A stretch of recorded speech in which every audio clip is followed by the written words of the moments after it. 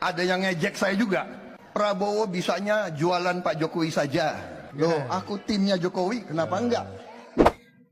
Jabatan pasti selesai, ya kan? Tapi kepercayaan dan pengaruh di publik pasti tidak selesai. Kenapa? Ya, kita cek aja. Presiden yang tinggal 5 bulan, 6 bulan lagi, di Indonesia, ada nggak yang kepuasan publiknya seperti Jokowi? Ya, paling tinggi di dunia, bukan hanya di Indonesia. Ya, dan dulu masih ada Narendra Modi dari India, udah lewat jauh dari dulu. Dan Memang ilmu orang Solo ini luar biasa ini. Jadi pemimpin kita tuh turunnya nggak husnul khotimah. Bung Karno turunnya nggak enak, Pak Harto turunnya nggak enak, Habibie turunnya nggak enak, Gus Dur turunnya nggak enak, Megawati turunnya nggak enak, yang rada nggak ribut waktu SBY. Selamat datang di Yuda Media HD. Ada satu video menarik saya temukan nih. Video ketika Pak Prabowo itu jengah juga, kesel juga dituduh menjual nama besar Jokowi. Dikiranya Pak Prabowo itu numpang saja dengan nama besar Jokowi sehingga beliau berhasil terpilih menjadi presiden 2024 Pilpres kemarin. Ya dijawab saja oleh Pak Prabowo, ya saya memang orangnya Jokowi gitu. Ini pengakuan Prabowo Jokowi yang ini jujur. Ada yang ngejek saya juga. Prabowo bisanya jualan Pak Jokowi saja. Loh, aku timnya Jokowi, kenapa enggak? Ya, masa gue mau jualan orang lain? Iya kan? Emang gue goblok? Saudara-saudara, hampir semua survei menunjukkan bahwa Presiden Joko Widodo sekarang mengalami dan menerima dukungan positif dari lebih 75% rakyat Indonesia. Untung konstitusi kita tidak mengizinkan lebih dari 2 periode. Kalau enggak, gue nggak bisa jadi capres lagi nih. Jadi memang nama Pak Jokowi itu sebegitu besar di mata rakyat, maka ketika Pak Jokowi itu mendukung Pak Prabowo, menyiapkan Pak Prabowo menjadi penerusnya, ya masyarakat langsung gercep gitu ya. Kita baca beberapa komentar nih. Sri Wulan 4668, Presiden Jokowi, Presiden Prabowo, semoga sehat-sehat selalu dalam lindungan Allah SWT. Amin. Ada Imaden Ide, mantap. Ada yang bermimpi dan berangan-angan untuk memisahkan persahabatan kedua orang besar Indonesia ini antara Presiden Joko Widodo dan Presiden yang dipilih oleh masyarakat mayoritas Indonesia. Iya juga sih. Ada beberapa isu yang digelontorkan gitu yang menyebutkan terjadi kerenggangan, sudah tidak akur dan seterusnya. Padahal ini beberapa kali statement di beberapa video pidato beliau berdua ya. Beliau berdua ini mengisyaratkan atau menjelaskan betapa akrab dan dekat hubungan antara Joko Widodo dan juga Prabowo Subianto. Bang Ara, Anda membayangkan Jokowi setelah tidak lagi menjabat akan seperti apa, melakukan apa, dan bagaimana ya? Akan menjadi tokoh yang seperti apa? Seperti SBY kah? Lebih banyak melukis sekarang? Seperti Bu Mega yang masih ada karena juga merangkap ketua umum partai, jadi juga masih menentukan arah kebijakan partainya? Atau seperti apa Pak Jokowi setelah 2024? saya kenal Pak Jokowi sekitar 18-20 tahun ya. Jadi cukup lah ya, dan cukup intensif selama ini berkomunikasi sampai sekarang. Teman ngobrol yang enak, teman debat yang enak. Orang-orang kayak kita ini kalau feodal pasti nggak cocok. Tinggal kita. Jadi kalau dia sesudah 2024 Oktober kan, ya, jabatan pasti selesai, ya kan? Tapi kepercayaan dan pengaruh di publik pasti tidak selesai. Kenapa? Ya, kita cek aja. Presiden yang tinggal 5 bulan, 6 bulan lagi di Indonesia, ada nggak yang kepuasan publiknya seperti Jokowi? Ya, paling tinggi di dunia, bukan hanya di Indonesia. Ya, dan dulu masih ada Narendra Modi dari India, udah lewat jauh dari dulu. Dan apa yang seharusnya dilakukan Jokowi dengan modal kesukaan atau kepercayaan publik sekian tinggi, Bang? hal yang baik dan benar buat negara ini. Hal yang baik dan benar buat negara ini. Dan proses hubungan Jokowi dan Prabowo itu sangat dalam. Sangat dalam sekali. Lebih dalam dari Bu Mega tampaknya. Sekarang posisinya, kalau saya lihat hubungan Jokowi dan Prabowo ini, banyak yang mencoba menggoda. Mencoba karena banyak yang nggak happy kalau Jokowi Prabowo bersatu. Kok nggak dijawab? Aku lebih dekat dengan Pak Prabowo dibanding Bu Mega sekarang tampaknya Pak. Siapa? Pak Jokowi. Pak Jokowi. Pak Jokowi pasti sama Pak Prabowo sangat dekat. Dan pasti sampai kapanpun Pak Jokowi dan saya menghormati Bu Mega. Ini penuturan dari Bang Ara ya. Melihat atau memotret sosok dari Pak Jokowi itu benar-benar rekonsiliatif atau sifatnya itu memang merangkul ya. Gimana tidak? Prabowo sebagai musuhnya dalam Pilpres gitu ya, itu dirangkul. Diajak untuk masuk ke dalam pemerintahan dan diberi posisi sebagai Menteri Pertahanan.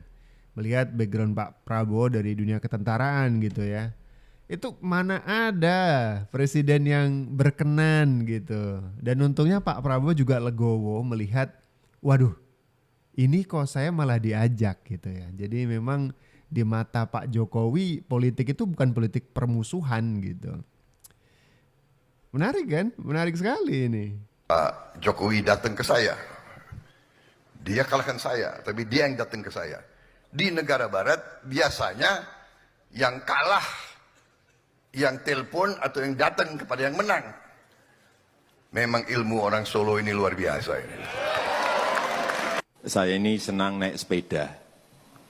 Saya senang naik sepeda. Dan sering ketika naik sepeda rantainya putus. Tapi percayalah kepada saya Pak Prabowo, bahwa rantai persahabatan kita, rantai persahabatan saya dan Pak Prabowo, yakinlah tidak akan pernah putus. Sahabatku di setiap langkah. Menarik ya, ini penuturan beliau langsung loh. Selalu ada. Jadi memang Kamu gestur-gesturnya, begitu berarti. kemudian pengakuan-pengakuan dari pidato-pidato beliau berdua di atas panggung itu memang mengisyaratkan bahwa persahabatan antara Joko Widodo dan juga Prabowo Subianto itu sedemikian eratnya. Takkan terganti. Dan kita bisa melihat bagaimana persahabatan yang erat ini tuh ada efek bagus atau ada efek baiknya, yaitu di proses transisi ke pemerintahan Joko Widodo dengan kabinetnya dan menuju ke kabinet dari Prabowo Subianto. Ada tim transisi yang dibentuk oleh Prabowo, ada keleluasaan Prabowo untuk berlatih menjadi presiden dimentori oleh Joko Widodo sendiri gitu kan. Jadi pemerintahan kita tuh nggak ada goncangan saat perpindahan kekuasaan gitu ya. Justru makin mulus aja karena memang dipersiapkan. Ini baik untuk kita sebagai masyarakat. Jadi nggak perlu merasakan goncangan-goncangan politik yang tidak perlu gitu. Karena ada tuh sampai sekarang antar mantan presiden yang nggak akur, ada dong. Masa perlu kita bahas? Besok lah kita bikin video lagi ya. Siap dari Makassar. Ada. Aduh. Lagi. Siap. Komando 74. Mantan rekrutan. Bapak izin. Kami sudah perwira kemarin. Siap. Siap izin yang nomor 2 sudah jadi akmil. Oh iya. Siap. Haji Sarcap. Bapak izin nih ke bos. Siap. Bapak meminta Umur berapa waktu itu? Waktu aku bawa kau ke Jakarta. Siap, mohon izin 23 tahun. General. Siap. Nanti aku masih langsing ya. Siap. Ini dulu saya bawa waktu masih muda, saya bawa ke Jakarta. Siap. Masuk latihan komando ya. Siap. Komando 74. General. Siap. Tapi dulu saya oke ya. Siap. Saya baik nggak? Siap, baik, Bapak Jenderal. Nggak kejam kan? Siap tidak? Awal kamu gimana Pak? Keras ya. Siap. Pelatih harus keras. Siap. Ini dia ketemu mantan anak buahnya Prabowo Subianto ya. Wow, jadi nostalgia gitu. Saya bukan membenarkan Jokowi ya. Saya bukan mendukung Jokowi, bukan juga karena Jokowi anak Imi ya. Yeah. Jokowi itu melakukan sesuatu gitu buat negara ini gitu. dia bangun infrastruktur, dia turun sama rakyat, dia apa, dia perhatikan gitu. Nah ini kalau bisa konsisten terus berjalan kan bagus negara kita. Iya kan, setiap orang punya kelemahan lah. Tapi kita harus lihat baiknya kan. Bung Karno kan hebat. Dia bangun dengan Hatta proklamasi. Kita merdeka. Nah, kita kan tidak merdeka kan tidak dikasih, direbut. Jadi tidak siap juga kan. Tapi tentu dengan kebaikan kekurangan. Tapi founders kita dengan apa undang-undang dasar kita apa segala itu excellent gitu, luar biasa. Pandangannya ke depan. Nah itu kan udah bagus. Pak Harto teruskan mulai tatanan pembangunan yang modern dengan tim ekonominya.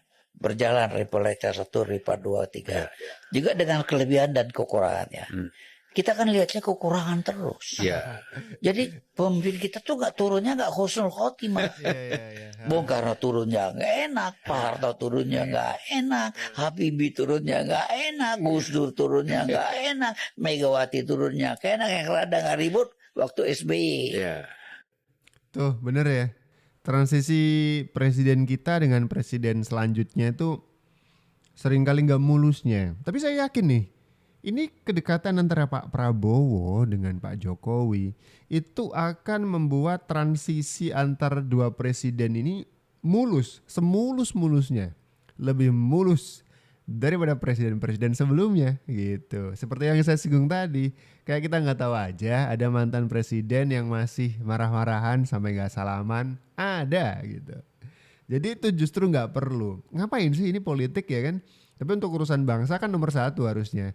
Harusnya nggak ada marah-marahan soal itu, soal kuasa, soal jabatan gitu ya. Apalagi memang waktunya lengser ya lengser aja, nggak mau salam, ya apa itu ya kan. Ini Pak Prabowo dan Pak Jokowi menunjukkan kedewasaan berpolitik. Saat Pak Jokowi memang sudah tahu bahwa dirinya jabatannya akan habis sebentar lagi, maka selebar-lebarnya, seluas-luasnya memberikan kesempatan kepada Pak Prabowo untuk bisa lebih dikenalkan sebagai penerus dari beliau gitu. Mulai dari forum dalam negeri maupun forum internasional, bahkan undangan-undangan luar negeri. Dari rekan-rekan presiden di negara-negara lain itu diminta untuk diwakili oleh Pak Prabowo. Termasuk kemarin ada pertemuan dengan Presiden Prancis mewakili Joko Widodo. Pak Prabowo terbang ke Prancis menemui Presiden Prancis Emmanuel Macron, ya kan? Bukti bahwa kedekatan beliau berdua ini membawa kebaikan untuk kita semuanya. Jadi itu ibarat berhentinya tuh husnul khotimah gitu. Baik ya kan, semuanya senang. Dan kalau saya pikir sih yang lebih dibikin senang rakyat sih. Tidak perlu ada gonjangan-gonjangan politik yang tidak perlu ya. Karena memang kalau misalkan ada marah-marahannya, apaan gitu ya. Kita rakyat yang akan jadi korban justru ketika ada tidak stabil politiknya gitu. Itu kalau menurut saya. Kalau menurut kalian punya pendapat lain, coba tulis di kolom komentar ya. Saya Abdul, salam.